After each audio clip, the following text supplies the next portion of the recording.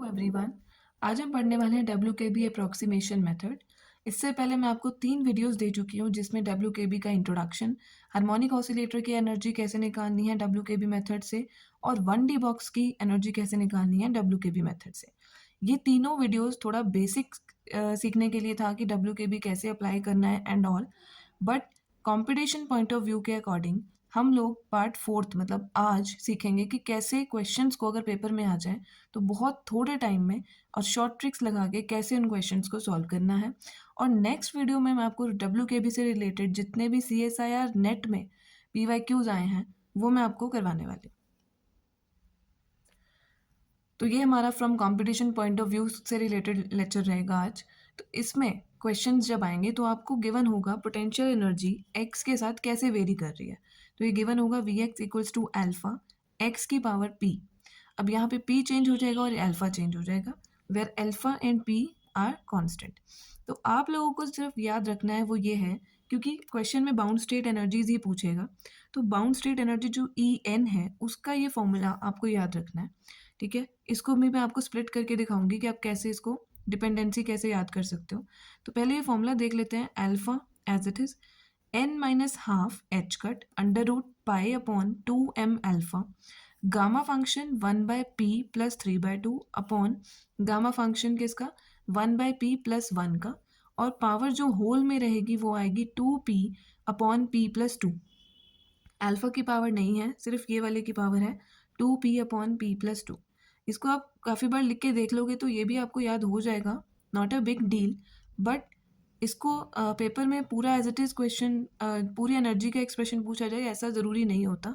कई बार तो डिपेंडेंसी ही पूछी है, मोस्टली डिपेंडेंसी पूछी है, ज़्यादातर एन में पूछी है। तो अगर मैं आपको सिर्फ ई एन की डिपेंडेंसी एन पे चेक करना बताऊँ तो देखो कैसे होगा। बाकी सब कुछ लीव करेंगे, सिर्फ एन की डिपेंडेंसी चेक करेंगे। तो N minus half as it is, और कहीं एन है नहीं फॉर्मूला में, और बस उसकी पावर है 2p अपॉन p प्लस 2। तो अगर आपको क्वेश्चन में सिर्फ एन की डिपेंडेंसी पूछी है तो आप सिंपल ये फॉर्मूला लगा सकते हो, ये भी पूरा लगाने की ज़रूरत नहीं है, टाइम वेस्ट नहीं करना। तो एन माइनस हाफ पावर आ जाएगी 2p अपॉन p प्लस 2। अब यहाँ पे एन की वैल्यू मैं ले रही हूँ 1 2 एंड सो ऑन। और अगर चेक करनी है डिपेंडेंसी ऑन एल्फा तो उसके लिए आप क्या करेंगे, एल्फा होता है जो पोटेंशियल का यहाँ पे गिवन होता है ना एक्स के साथ कोफिशिएंट, वो होता है एल्फा। ठीक है, तो एल्फा वाला आप क्योंकि हमें डिपेंडेंसी एल्फा की चेक करनी है तो हम एल्फा के लिए चेक करेंगे कहाँ कहाँ फॉर्मूलाज में इस फॉर्मूला में एल्फा गिवन है। एक एल्फा एज इट इज़ यहाँ पे है तो हमने यहाँ पे लिख दिया। ठीक है, फिर यहाँ पे पावर स्टार्ट हो जाती है, ब्रैकेट स्टार्ट हो जाता है, और यहाँ पे अंडर रूट में 1/अल्फा अल्फा। ठीक है, 1/अल्फा, और पावर इसकी है 2p अपॉन p प्लस 2, वो हमने एज इट इज लिख दिया। तो मतलब इसी फॉर्मूला से आ रहा है।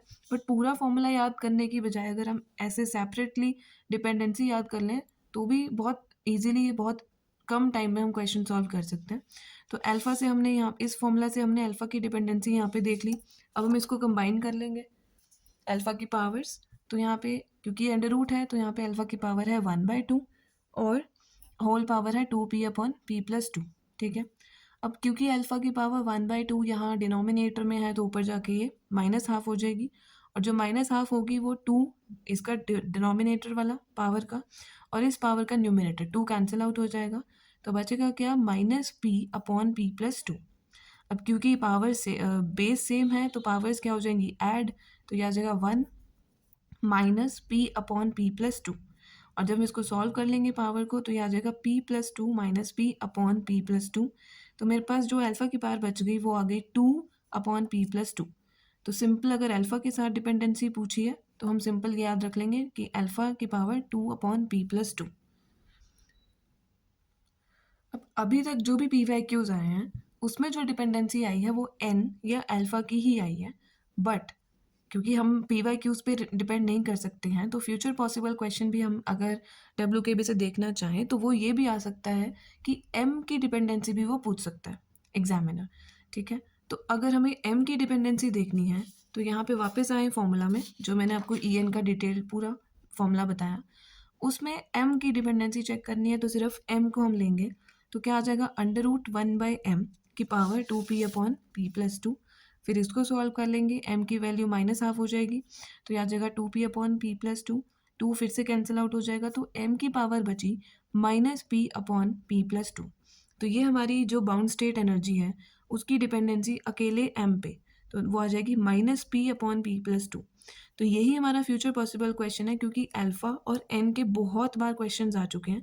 तो अपने क्योंकि अगर आपको ये पूरा फॉर्मूला याद रखना पड़ेगा और आपको एग्ज़ाम में भूल गया और क्वेश्चन में सिर्फ डिपेंडेंसी पूछी है m की, तो अकेले m की डिपेंडेंसी अगर याद होगी तो आपका पूरा 5 मार्क्स का क्वेश्चन सही हो सकता है।